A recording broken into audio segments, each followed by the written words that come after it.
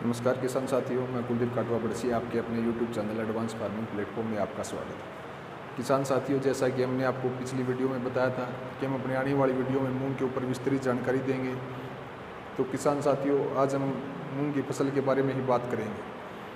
किसान साथियों, जो हमारा पेड्डी का फार्मर है और जो हमारा किसान भाई गुलाबी सुंडी को देखते हुए नरमा नहीं लगाना चाहता, उनके लिए ये फसल बहुत ही ज़्यादा लाभदायक है, उपयोगी है। किसान साथियों, मूंग एक ऐसी फसल है जो सबसे कम समय की और सबसे ज़्यादा प्रॉफिट देने वाली फसल है। तो किसान साथियों, आज हम बात करेंगे मूंग के बारे में।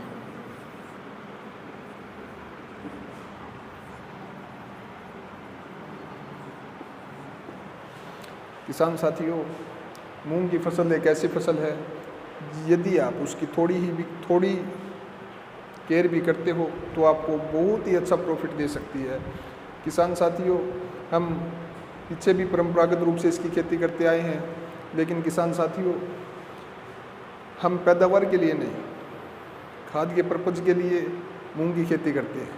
किसान साथियों, अब आप मूंग की फसल लगाकर बहुत ही अच्छा प्रॉफिट ले सकते हो। जो अब टाइम है, अभी गेहूं की कटाई चल रही है, लगभग 40 से 50% हार्वेस्टिंग भी हो चुकी है। तो किसान साथियों, आप अभी अप्रैल के अंदर मूंग की बिजाई कर सकते हो और मानसून से पहले मूंग की अच्छी पैदावार ले सकते हो। किसान साथियों, सबसे पहले बात आती है सीड की। किसान साथियों, जैसा कि हमने आपको पिछली वीडियो में बताया था कि मूंग की पैदावार लेने के लिए सिर्फ और सिर्फ इम्प्रूव्ड वैरायटी का ही यूज कीजिए। आप अपने जो पीछे कंटिन्यूस जो जिन बीजों का यूज़ करते आ रहे हैं, 421, 668, ऐसी वैरायटी मत लगाइएगा और इम्प्रूव्ड वैरायटी ही लगाइएगा जो रोग अवरोधी हो और एक साथ हार्वेस्टिंग की जा सके। किसान साथियों,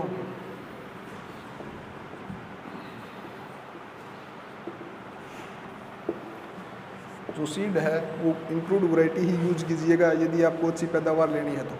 अब बात आती है बीज के बाद बात आती है खाद की। मूंग की बिजाई करते समय हम कौन सी खाद का यूज करें? तो किसान साथियों, फर्टिलाइजर। किसान साथियों, यदि आपको मूंग की अच्छी पैदावार लेनी है तो आपको फर्टिलाइजर का यूज करना ही पड़ेगा। कौन सी खाद यूज करें? तो किसान साथियों, मूंग की बिजाई के समय आप कम से कम 30 kg DAP, 5 kg सल्फर और 25 से 30 kg यूरिया। किसान साथियों, मूंग की बिजाई के समय हमको 30 kg DAP पर एकड़, 5 किलो सल्फर और 25 से 30 किलो यूरिया का यूज़ करना है।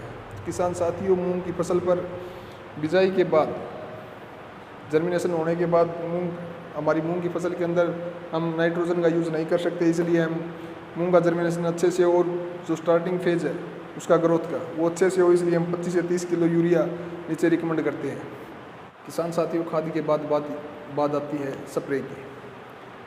किसान साथियों, यदि आपको अच्छी पैदावार लेनी है मूंग की, 10 से 12 क्विंटल पर एकड़ के यदि आपको प्रोडक्शन चाहिए तो आपको इसकी केयर अच्छे ढंग से करनी पड़ेगी। किसान साथियों, मूंग के 20 से 25 दिन बाद ये फ्लावरिंग स्टेज आती है इसकी, तो उस टाइम किसान साथियों आपको जो स्प्रे है,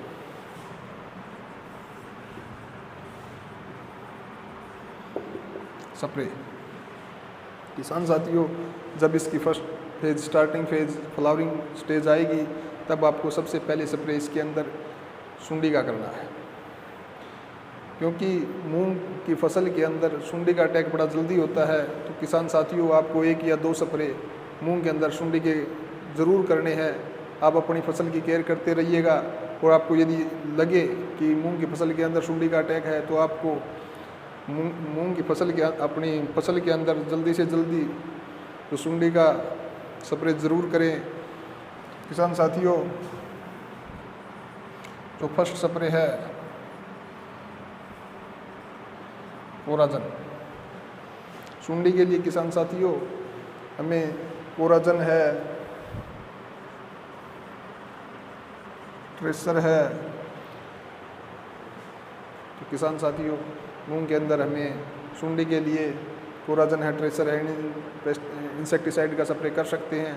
अब बात आती है मूंग के अंदर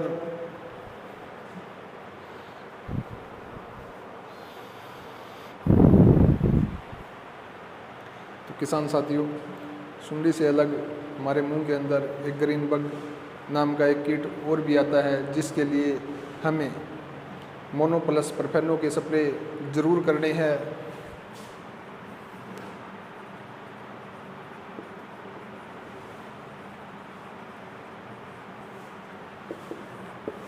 तो किसान साथियों, हमें हमारे मूंग के अंदर मोनोप्लस परफेनो के 2 स्प्रे ज़रूर करने हैं, क्योंकि जो ग्रीन बग नाम का जो कीट है वो हमारे मूंग को हद से ज़्यादा नुकसान पहुंचाता है और हमारे किसान भाई इस तरफ ध्यान नहीं देते हैं। इसलिए हमें सुंडी से अलग एक स्प्रे मोनो परफेनो का भी ज़रूर करना है और ज़रूरत पड़े तो हम दूसरा स्प्रे भी कर सकते हैं। किसान साथियों, अब बात आती है इन कोराजन और मोनो परफेनो से अलग हम और स्प्रे किस चीज़ का करें। तो किसान साथियों, अब जो मौसम है जिसको हम जायद की फसल बोलते हैं, अब ये बहुत ही इस मौसम में टेम्परेचर है वो बहुत ज़्यादा इंक्रीज होगा और टेम्परेचर लगभग 45 डिग्री तक पहुंच जाएगा। तो इसलिए किसान साथियों, हम मूंग के अंदर न्यूट्रिएंट्स के स्प्रे ज़रूर करने हैं। न्यूट्रिएंट्स जैसे NPK,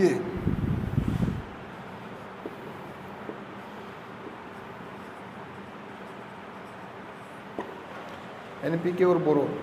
किसान साथियों, पौधे की खुराक के लिए, पौधे ग्रोथ के लिए, फल के लिए हमें न्यूट्रिएंट्स का स्प्रे भी ज़रूर करना है। हम न्यूट्रिएंट्स के अंदर NPK जो भोजन का काम करेगा और बोरोन जो फ्लावरिंग का काम करेगा, एक स्प्रे इसका भी ज़रूर करना है। तो इसलिए किसान साथियों, मूंग की अच्छी पैदावार के लिए हमें मूंग के अंदर कम से कम 3 स्प्रे, पहला स्प्रे जो सुंडी का है, दूसरा स्प्रे जो रेड ग्रीन बग के लिए मोनोप्लस परफेनो का है और तीसरा स्प्रे खुराक के लिए NPK प्लस बोरोन का है। तो किसान साथियों, हमें यदि अच्छी पैदावार लेनी है तो हमें मूंग की केयर करनी होगी और जो आपको बताए हैं, यदि आप ये स्प्रे करते हो तो आप नो डाउट बहुत ही अच्छी पैदावार ले सकते हो। इसके अंदर मैं आपको एक बात और बताना चाहूँगा किसान साथियों, जो मूंग की फसल हम इस टाइम लगा रहे हैं, उस मूंग की फसल के अंदर आपको पानी की भी ज़रूरत पड़ेगी। कम से कम 2 पानी आपको इस मूंग की फसल के अंदर लगाने होंगे। किसान साथियों, यदि आपके पास पानी की कमी है तो आप इस फसल को मत लगाना, क्योंकि इस टेम्परेचर ज़्यादा होने के कारण कम से कम 2 पानी हमें मूंग की फसल को देने होंगे। किसान साथियों, मूंग की अच्छी पैदावार लेने के लिए जैसा आपको बताया, सीड इम्प्रूव्ड वैरायटी यूज़ कीजिएगा, फर्टिलाइज़र ये यूज़ कीजिएगा, स्प्रे है वो भी आपको बता दिया, और पानी कम से कम 2 पानी की ज़रूरत रहेगी। तो किसान साथियों, ये सब करके आप बहुत ही अच्छी पैदावार ले सकते हो, जिससे कि हम 10 से 12 क्विंटल तक पैदावार ले सकते हैं। 10-12 क्विंटल मूंग होने के बाद बहुत ही अच्छा प्रॉफिट हमारे किसान साथियों को मिलेगा।